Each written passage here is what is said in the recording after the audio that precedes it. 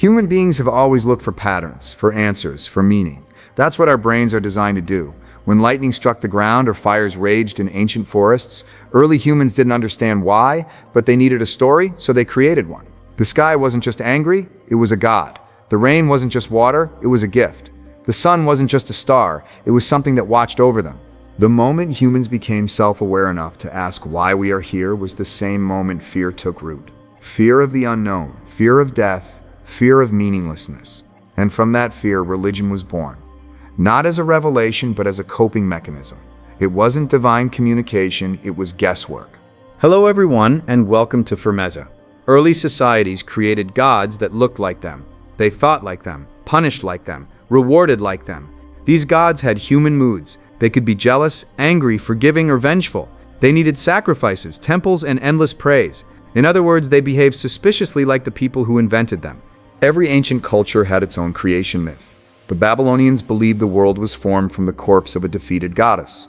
The Greeks thought gods lived on a mountain and meddled in human affairs out of boredom or spite. The Norse imagined a giant cosmic tree connecting all realms. These myths weren't isolated stories. They were the footprints of belief systems that provided structure, order, and authority. But none of these stories came from a god.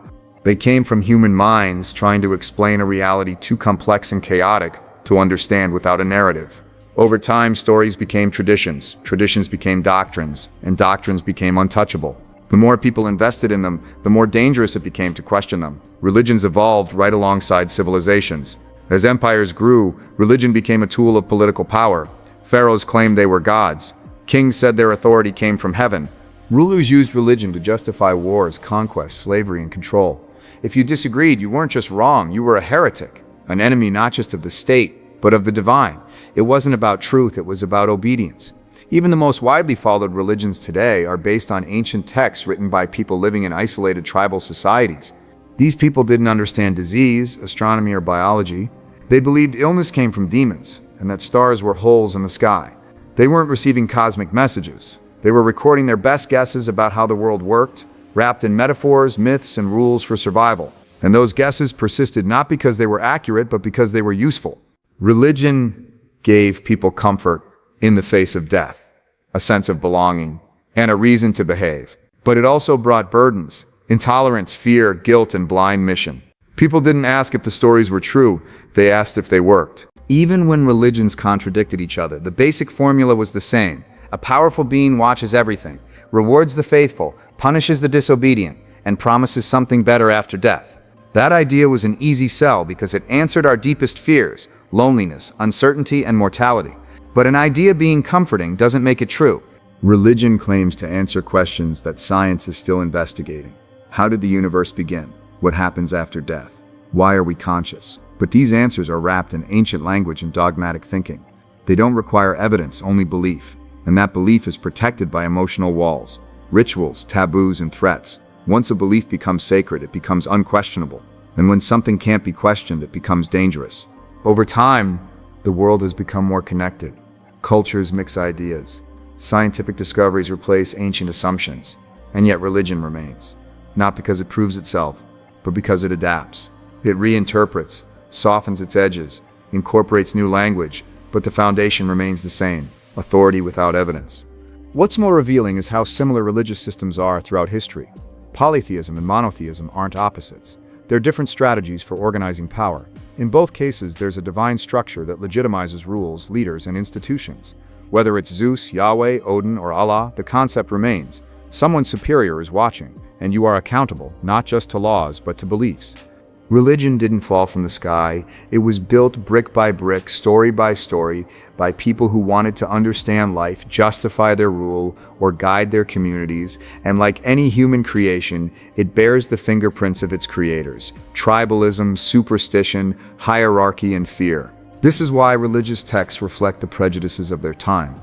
They contain misogyny, slavery, violence, and ignorance. Not because a god inspired them, but because the people who wrote them lived in brutal, unfair societies. These texts weren't ahead of their time, they were products of their time. And yet, billions treat them as eternal truths. Take the concept of sin. It's not a natural law, it's a social invention. Sin isn't just about morality, it's about control.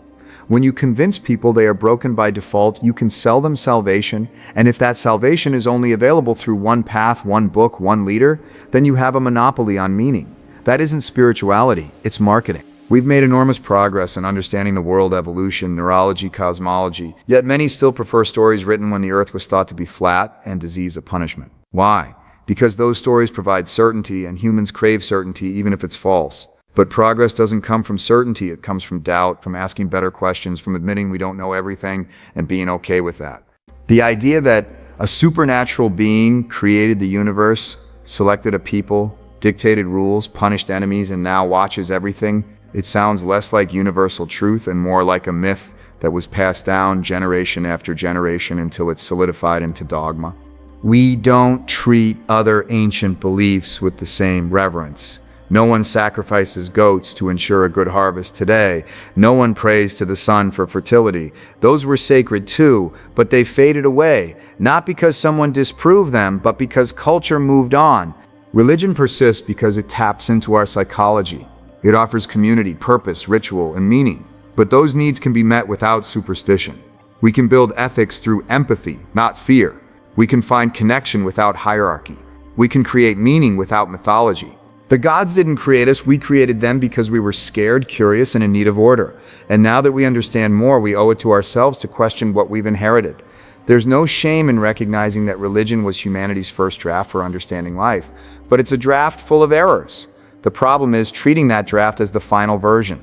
Believing without evidence isn't a virtue, it's a vulnerability.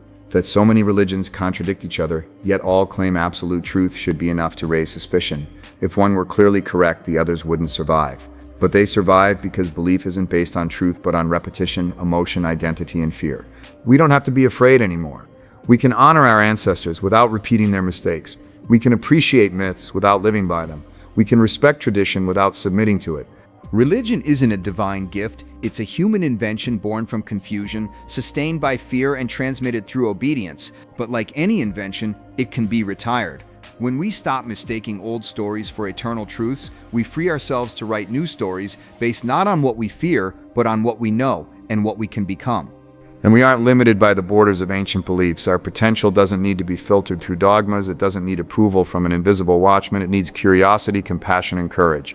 The things religion tried to explain, life, death, morality, we now understand better through evidence, reason, and shared human experience. Some say that without religion, people would lose their moral compass. But morality existed long before scriptures. We see it in animals, cooperation, empathy, reciprocity. Morality is part of our evolution. It's what helped us survive as a species. And we understand that kindness, justice, and empathy are useful for everyone, not because we fear hell, but because they build stronger communities. We don't need commandments carved in stone. We've already replaced religion in many areas of life. We don't rely on prayer to cure diseases. We use medicine. We don't ask priests to predict the weather. We use satellites. We don't consult sacred texts for laws. We have constitutions and courts. The domains where religion once reigned are now managed by human knowledge. So why keep pretending that ancient myths have the final answers to our biggest questions? The truth is, we cling to religion not because it's true, but because it's familiar. Because letting go feels like a betrayal of our families, our cultures, and our past selves. But growth always begins with discomfort. Asking hard questions isn't betrayal, it's bravery. Every religion teaches obedience, but progress comes from the rebellion of asking, what if this isn't true? And following the evidence wherever it leads. Not just because we want to be right, but because we want to be free. Free to think, to choose, and to build a better world. If you enjoyed this No Filters journey, don't forget to like, subscribe, and share your thoughts in the comments. Honestly, reading them is the best part of my day and a luxury I truly value. This channel, Firmness, is my retirement hobby, and your messages are the best book I've read in my 51 years, and trust me, I know a thing or two about books. So don't be shy, speak your mind. We're here to question everything together. See you in the next one.